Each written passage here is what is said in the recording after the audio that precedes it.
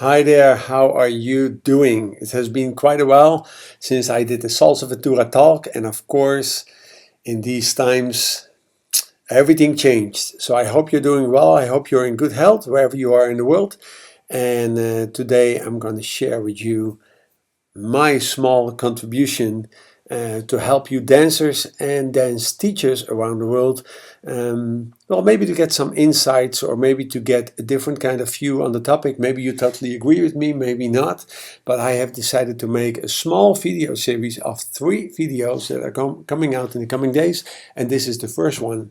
And I want to talk with you today about dancing and teaching during and after COVID-19. Now, of course, guys, the world got totally crazy, and about 2 months ago, nobody could have predicted where we are in right now.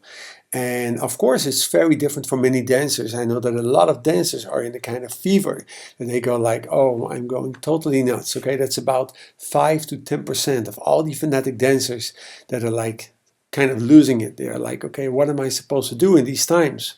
Then there is, of course, another, let's say 70, 80% they just see dancing as something that they do as a hobby, like doing sports or some other activities. Those people are the majority. And a lot of dance companies especially have those kind of people as students. And if you are one of those companies in the world that have the most fanatic group, then you're some of the exception, because most dance companies, they have like 80% of the average people that like to do it, but as a hobby. And then the other 5 to 10% is totally fanatic. And then the other last 10% is the ones that are just beginning, but actually they are there for their partners. Okay, they're actually not there for themselves. So that's quite interesting. Let me turn this off and let me see. Yes, nice.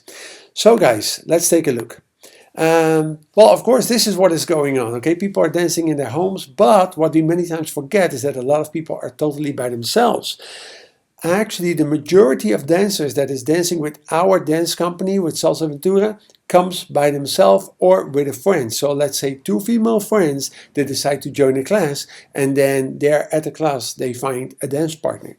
The other thing that we also do, of course, in the classes is we change partners a lot. That's part of the whole social dynamic within salsa, bachata, or kizomba dancing, for that matter. So this is what is going on. A lot of people are dancing at home, and I wonder what you are doing. Are you dancing at home? Because tomorrow in the next video, I am going to share with you some statistics. We did some research here in Holland among our students. We only did it among the Dutch Niels read letters, let's say, the Niels letter readers, and we asked them several kind of questions. So that is for the video of tomorrow. But I am wondering, are you still dancing? Did you find a way to keep going? Did you find a way to actually practice online? Or are you practicing maybe with some friends in your living room? It depends totally on the country where you live, because here in Holland, the regulations are quite relaxed, on the other hand, quite strict. We are not allowed to get together with more than 3 people at the same time that are not living at the same address. That's quite strict. So that means that when you are in a group of 4 and you do not live on the same address, you might get fined. That's Holland. I don't know how it is with you guys. So please place your comments below. I am totally reaching out to you because I want to know how you're doing and how you're coping with the situation. According to my point of view, and I just told you we are having this survey and still a lot of responses are coming in. But according to my point of view, I like to share it with you, is we have 3 kinds of scenarios. There is a worst case scenario, a mid case scenario, and a best case scenario. And that's what I want to talk to you about. And I totally wonder, which one do you think that is coming out, out of this whole situation? And of course, guys, we can get totally political. We can get, we can talk about freedom. We can talk about how freedom is taken away from us. I mean, everything is welcome. But of course, we also know we have to be a little bit careful, because those kind of platforms like YouTube, they do have the tendency now not to accept everything. And that is something that we can wonder if we talk about freedom of speech, but that's a total different subject. But let's go to the worst, mid, and best case scenarios. Now, as I said, those are for me in line the three scenarios that are possible. So let's go into this. The worst case scenario is that we're going to be in this for a period of between 12 and 36 months. And I'm not talking about all the sub-circumstances. I'm not talking about, okay, what might happen if this or that. Just say between 12 and 36 months. Now, 12 months for a lot of people is a long time. But 36 months, that's 3 beep years. Can you imagine? But we do have to realize, guys, that as dancers and as dance instructors, because I'm talking to both of you, we are probably going to be lost in line before we can start doing what we were doing on a daily basis. And I wonder if you agree with me, but that's how I look at it. Because if you look at dancing, I mean, here in Holland, we keep 1.5 meters distance from each other. That's like the new normal, as they call it. Now, how are we going to dance with 1.5 meters in between each other? Our whole dancing is about dancing together. And of course, we have solo dances. That's also nice. That's also very good for your technique and for the feeling. But most people that are doing salsa, bachata, kizomba, tango, West Coast swing, whatever, we are here to dance together. So if we are going to be in the situation for a long time, and I call this the worst case scenario, then probably we're going to have some kind of scenarios going on. First of all, what we see worldwide is that a lot of politicians are kind of talking about we need a vaccine. Okay, so a lot of people are working on vaccinations. And the interesting thing is, are they going to force that upon us? That's a very political question. And I wonder how you look at that, because a lot of people gotten so scared because of everything that's going on that a lot of people would just start lining up to get that vaccine. Okay, so I think when we talk about the worst case scenario in this case, then we do talk about either the entire population will get immunity because they got sick, but that's going to take even longer, or we will find a vaccine and then a lot of people will get vaccinated, and that's how we can go slowly back to normal. Now, as I told you, what will happen if this is the case, 12 to 36 months, then we are facing that we are going to be kind of lost in line together with a lot of martial arts, all those sports, you know, where you get very close to each other. That's going to be very hard. Okay, so again, talking about the worst case scenario, this is what will happen. And then people will choose other activities to do. Okay, so for us dancers, again, guys, the most fanatic, the 5-10%, will find a way to start dancing, because already in the survey we can see that a lot of people did find a way to continue dancing, and we're going to talk about that tomorrow. But for now, people will choose other kind of activities, and this will mean that if it will take 12 to 36 months, a lot of companies are not going to survive it. Dance companies, we're not. We are getting some financial support from the government, but most dance companies are facing high costs. Some of them still have to pay their teachers. Some of them have to pay for the location, the venue. If they lose that, they basically lose everything. A lot of us, in my case, for example, Salsa Ventura is a franchise dance company. So we have partners. Now, myself, at this moment in life, just by coincidence, I did not have any fixed location anymore, but we were about to sign a contract from the 1st of April onward for a very nice location in Rotterdam, and we were just in time that we could wait, because otherwise we would now have been facing high costs every month, and that would have been very hard. But I do know that some of my franchise partners, some of my business partners, they have locations and they are facing troubles because they still have to pay the location, and they are doing everything to make some money. Okay, so we're going to talk about that also in day number 3. What are the possible solutions? Then there is the mid-case scenario. Okay, then there is also the scenario that we go, okay, let's say it's not going to be 36 months, it's not going to be 3 years, but let's say it's 2 years. And that is becoming more and more optional, because as we are seeing it now, and especially the way the media is bringing it to the world, and that is what most people are picking up, and that's what most people are deciding to kind of live by, they go for 12 to 24 months. Also in this scenario, we do need a vaccine. So my prediction is, and we are today, I am filming this on the 24th of April 2020. 24th of April 2020. My prediction is this, and I might be totally wrong, guys, but my prediction is that in the summer, somebody is going to scream, we have a vaccine. We now have to go out and test it. That testing will take normally 18 months minimum. But under a lot of pressure, things become flexible, they say. So let's say they hurry it up and they will do the testing between 6 and 12 months.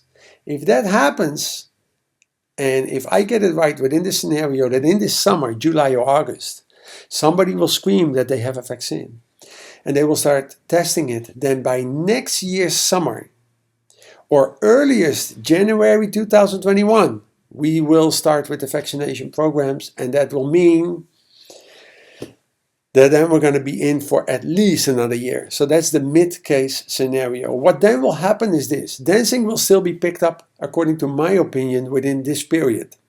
And then if it happens, and then limitations will be made per square meter, what will probably happen is that they will tell every dance company, okay, you can do this, but we need to keep distance, so you can do solo classes. Or when two people choose to come together, they have to be isolated from the rest for at least 1 or 2 meters. Then when you start dancing, you will probably have to put some tape on the floor so everybody gets his own area. And what will also happen probably is that they will look at, okay, how many square meters do you have available as dance floor? And if every single couple needs, let's say, 4 square meters, then you can only allow a certain amount of people within that space. That is what will probably happen. So you might get into couples classes, couples only, because you're not allowed to rotate, because you're not allowed to touch each other unless you are coming together. Maybe they will even say whoever comes together will have to live on the same address. Now that is very hard to control, because if people just subscribe online putting the same address, then that for me would be enough to believe them. And is it up to us? Is it up to you and me as dance company owners, if you are a dance company owner, to control that in that matter?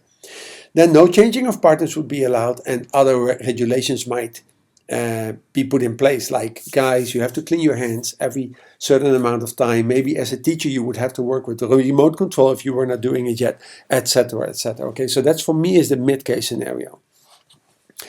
We would be surviving, but we would definitely not be thriving, and that of course goes also for the first case scenario, the worst case scenario.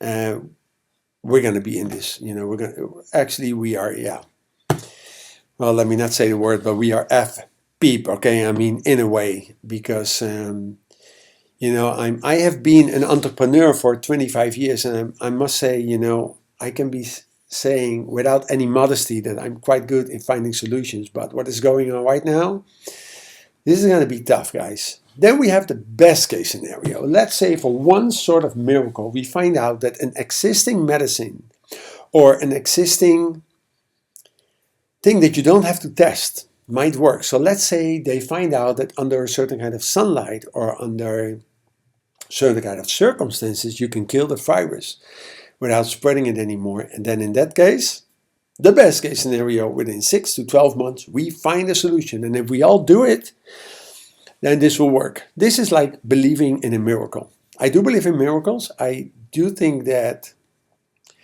it's going to be quite special when that happens, but we never know. Let's keep hope. Then when this happens, guys, then dancing will be picked up within this period. Limitations might be made a little bit. Maybe still no changing of partners or other regulations, but it might happen that all those rules that you see here are not going to be necessary. That might mean. But in this case, when this happens, at least we can all start making an income again when we survive this period between 6 and 12 months. Okay, so let's say it's not a miracle in the best case that everything will just disappear, but in the best case scenario, they do find a way that we can start dancing and teaching within the next 6 to 12 months, then we can make an income. Now, on day number 3, so that's not tomorrow, but the day after tomorrow, I'm going to place a third video because I do have quite some solutions actually that can make you an income within this difficult period. And I didn't come up with all the ideas myself. It's a collection of a lot of ideas that we have here in Holland with a lot of dance companies. I am not allowed actually to share everything with you because some was shared very privately, because some of those companies, they just want to give it a try. And I'm sure that if that happens, once I can share it with you, I definitely will. Okay, so stay tuned here. Now, in the good news in the scenario 2 and 3, and that's the mid case and the best case scenario, dancing is allowed and most people will start dancing as soon as possible. That is what will probably happen in that case. Now, I wonder, guys, where are you in this scenario? I think the presentation is over, yes. So where are you? Let me put back the first slide because I like this one. Where are you in this case scenario? What do you believe? Do you believe that we're going to get the best case scenario? Are you facing the worst case scenario or mid case scenario? What can we do to keep teaching in a way? And what can we do to keep taking classes or at least to improve our dancing? What can we do to still get together in a certain way? So please, guys, respond down here. Where are you from? From what country are you watching? How strict is the regulations? Because I do know that I heard that in Sweden, things are pretty much going on as normal. I don't know if that's true. I didn't double check it. I didn't fact check it. But depending on where you are. So I wonder, guys, how are you surviving in this very strange time of the world? Now, we're going to talk about the survey tomorrow. I'm going to share with you the first results that we had from a few hundred people that were sharing their opinion, that were sharing what they think. But of course, this can also go as a survey.